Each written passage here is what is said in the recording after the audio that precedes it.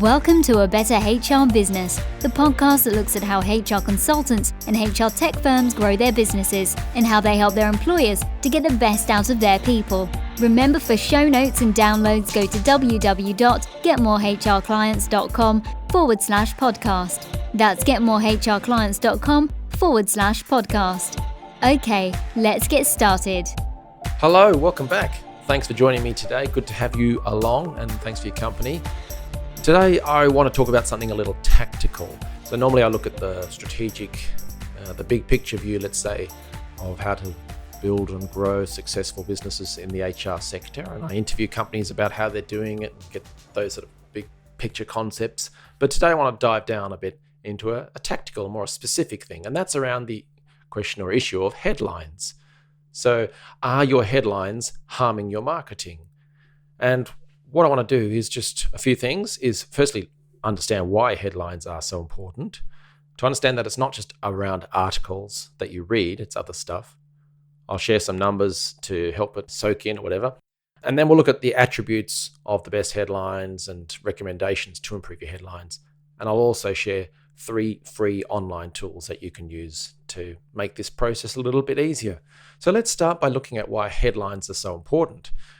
And a good way to think of it is that they're the front door. They're the front door to your content. So whether people come in and can read your articles, consume your content, it starts at the top. It starts with that headline. And there's, a famous quote somewhere that the headline, its job is to get people to read the next line or listen to the next thing or move through the process. But unless you can capture them with the headline, it's not going to be very successful. So the internet world is just so crowded these days. Messages popping up, posts, articles, all kinds of stuff nonstop. And so apparently the average person has an 8-second online attention span. So it's a bit like a goldfish, but that means it's critical to create headlines that capture their attention and get them to take notice. Another interesting thing is that when it comes to reading articles online, the average person, 80% will read the headline, but only 20% of them will go on to actually read the article itself. So think about this. Another statistic I saw was that 59% of people who share content online do it without actually reading the article. I kind of get that. I mean, I like to follow some of the satirical websites like The Onion and other similar sites. And often the headlines are very funny. And you kind of know what the article's about and stuff like that. And you might share that with people who've got an interest in that topic or you've had a chat about it recently. But yeah, I've done it personally myself, and apparently 59% of people will do that as well with other stuff, not necessarily, comedic or satirical stuff. Another interesting thing is next time you go to a supermarket or a shop, a grocery store, whatever it may be, and you're standing in line to pay, and next to the payment area, there's often a rack with magazines, different gossip magazines or sports magazines and things like that. But the headline of each article, they just go to so much time and effort to get those headlines right. And you stand there waiting to pay for your stuff and you look across and you see the headlines and you go, oh my gosh, what's happened there? I have to check this out. I have to pick up the magazine. And you'll see people picking up the magazine because something has caught their eye. So it's almost a science to them because that makes money or loses money for them, for those magazines and the newspapers that you might see there. So it's just so important. And indeed, in the online world, you, I'm sure, already know that newspapers and magazines and just blogs and websites, they track the visits and the clicks, the number of people seeing the different pages. And they know that certain headline formulas and things like that will work so much better than others. So it's a huge issue for many online businesses and newspapers and magazines themselves. But it's not just about articles, as I said earlier. Headlines are everywhere and they're in every single piece of your marketing. So that includes emails that you send, the subject line or even the first line, but the subject line particularly, that's just crucial. I mean, I've sent millions of emails over the years and email subject line is just such a make or break thing. And you can split test that constantly. It will always come home as one of the top factors that affect the performance of the email send. The top of your website, the homepage banner or the key message there, the headline, that's an example of a headline that is trying to draw people down. Your Google or Facebook ads or LinkedIn ads, headline just so crucial because will they go on and read the ad or dive into it a bit more or even click through? headline is crucial. The opening lines of your YouTube ads or radio commercials. People have such a short attention span, as we heard earlier. You've only got a moment to get them through into your content. And so the opening line, that first thing that you say, is a headline. And so you need to work at that. Website page titles, so not just the homepage, but just all the other pages. What are you going to call it? How are you going to phrase it? All that kind of stuff. Blog articles. Lots of people write blog articles and then waste their time and effort by giving a pretty ordinary, dull headline. So blog article headlines are just so crucial. Landing pages for online ads. So if you're going to run an ad online through Google or LinkedIn or YouTube, and you want them to click to go to your website, to go to a particular page, the headline on that page, absolutely crucial. You need to nail that one. So that's an example of a different type of headline. If you do flyers or brochures, handouts at trade shows and things like that, actual pieces of paper, flyers, the headline on that is actually really important. And too often it's wasted by just the company name or a big picture of a stock photography thing. An important aspect to that is the headline. Get them to read through into the rest of the brochure. Billboards, newspaper ads, all of that. You get the idea, but it's not just around articles. It's every form of content. What's that opening line? What's going to bring them into your content? I mentioned some of the statistics there, but I know that Co-Scheduler, a social media company, they were looking through headlines and they actually analyzed 227,090 headlines. And of that, only 1,953 headlines scored 90 or higher on their ratings scale. And of those, the top performers made up 0.7 of the total data set. It's surprising how bad headlines can be.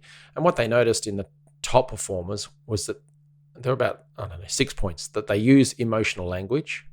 So they try to elicit emotion in their headline wherever possible. They try to include an action verb, taking action. They strike a positive tone.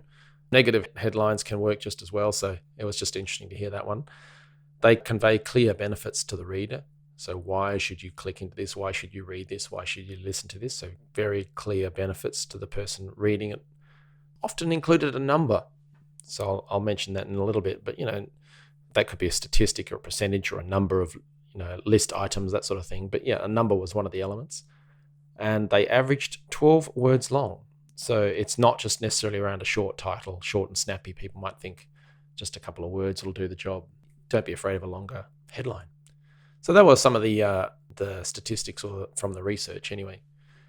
Recommendations to improve your headlines. Here are 10 things that I've got here. Firstly is the WIFM, what's in it for me? You've heard about this a lot, and I've covered this in, I think it was episode 129, Don't Be Boring. And WIFM is what's in it for me.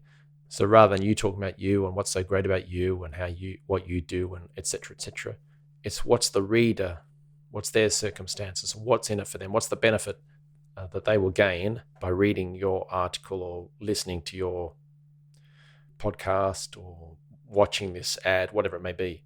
But what's the benefit? What's in it for them? Secondly, flag the reader in your headlines. So I will typically, when we run Facebook ad campaigns or other Google ad campaigns, things like that, or other types of content, we'll try and work in a job title or an industry type or some sort of call out in the headline or as quickly as possible so that someone who's reading it, listening to it, whatever it may be, they'll notice themselves, their job type, their industry type in the headline. And I was looking at a Forbes article by Martin Holland, and he shared a nice little headline. He says, one of the best headlines ever written is, "We buy ugly houses."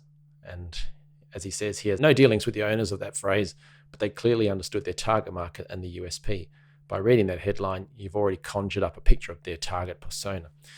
So headlines, so powerful. And so hence, I'll try and include HR professional or business owner in a particular location, things like that. You want them to identify with the headline as soon as you can. If you can, include a resource. So this is probably one more for either some of the ad formats like Facebook ads, Google ads, but definitely for blog posts and things like that.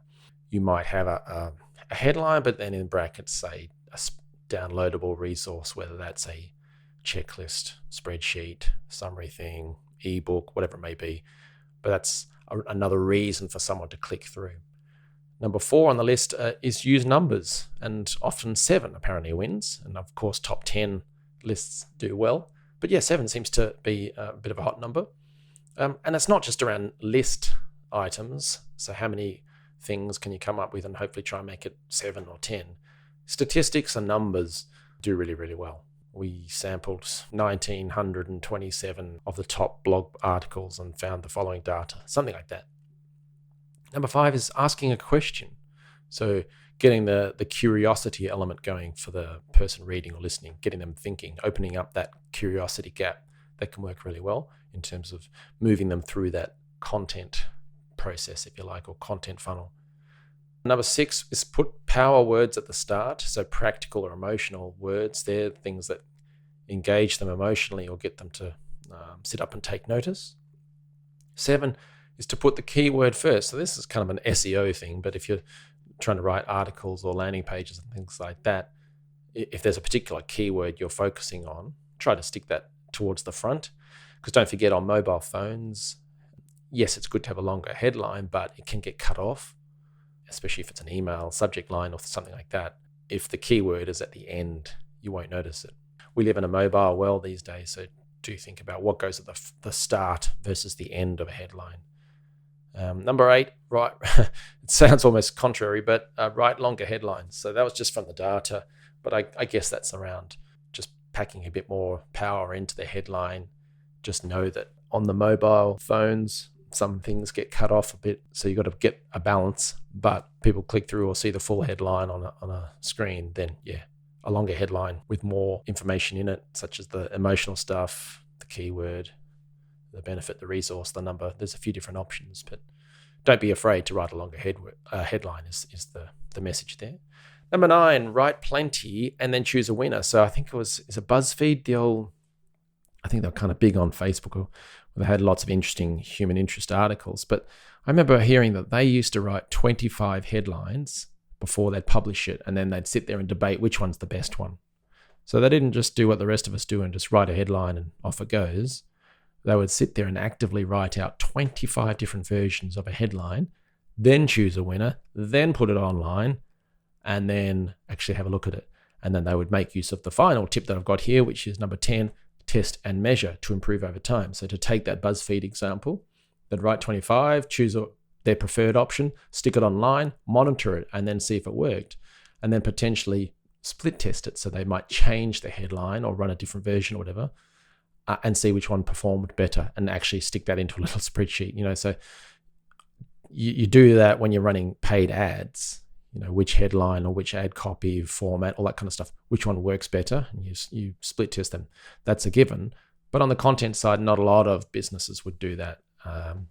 So it's just an interesting way, but definitely you can test and measure. So that's looking in your Google Analytics, for example, and seeing filter for the word blog, and then you see all your blog titles listed, and then try to look for trends, and see number of visits, time spent on page, click through to something else. There are a few different things that you can look at, but it's just so powerful. And we're talking about articles, but you can do the exact same with podcasts. If you've got a podcast, which a lot of my clients do, you can sort through to see which are the most interesting topics and things like that, but check out the headlines and have any of them caught their eye, or any formats and things like that. So you can definitely test and measure. Now, I mentioned there were 3 free tools that can help you do some of this stuff. The first one, I mentioned statistics from CoSchedule. So CoSchedule has a headline analyzer. I think you have to log into it. It's free, but I think you have to stick in your name and email. I'll stick the link in the show notes. But yeah, if you come up with a headline for something, an article or a flyer or a show or whatever, type that in. Remember, 12 words is apparently the sweet spot. Put that in. It'll tell you how you performed in the ratings, and it'll give you some suggestions. Monster Insights is the second one, and that's similar. It'll analyze the headline and tell you what's good, what's bad, what could be improved, and so on. So power words, emotion words, uncommon words, things like that, and they will give you some feedback and some good handy tips for that one. And then the last one is a free tool. You've probably heard of Google Analytics. Well, this is the Google Webmaster Tools. It's known as Google Search Console. I guess people in the online world know it as Google Webmaster Tools. But so analytics tracks all the traffic and conversions and things like this. The Search Console is something a little different. Again, it's free. It's really interesting. So you connect it to your website, you put in your website address, and then what I might do is down the menu list, there's an option to look at the search results, the performance for search results. And you can do a time span of however many months, whatever it is. But it gives you the option to look at pages and queries, the search appearance, and a few other bits and pieces. But queries means what's the keyword? So what's your website appearing for? And then which pages is appearing for? So for instance, I would have a lot around marketing for HR companies, growth for HR companies, how to get more clients for HR companies, all that kind of stuff. They're the kind of queries that might appear for the Get More HR Clients website. So those keywords appear in a list, and it's got numbers of clicks, but it also tells you the position, i.e. when someone sticks those keywords into Google to search for it, whereabouts does my site, my page, appear in those rankings? And that may be some information you can use to say, well, I've noticed I'm position 3 there. Wouldn't it be great to be in number 1? Because we all know number 1 gets more clicks than number 3. What can I do? And one of the things you can do is have a play with the headline. There are other stuff, links and getting more traffic, blah, blah, blah. But the headline is a really important one. And SEO people will tell you to work on your headline to try to improve the click performance. So what traffic you get, or you're appearing on that Google search page on those results, try and get more clicks from that page there. And a way to do that might be to make the headline more enticing by maybe using numbers or adding a resource or power words, emotion words, things like that. But take some of those ideas into consideration. So that would be the Google Search Console. I'll stick that link into the show notes as well. But just to recap then, again, it's WIFM. Firstly, WIFM, what's in it for me? So go check out podcast episode 129. Don't be boring, it's called. Next, flag the reader in your headline. So call out their job or their industry, whatever it may be, so it really catches their eye and they think, oh, I better not miss out on this.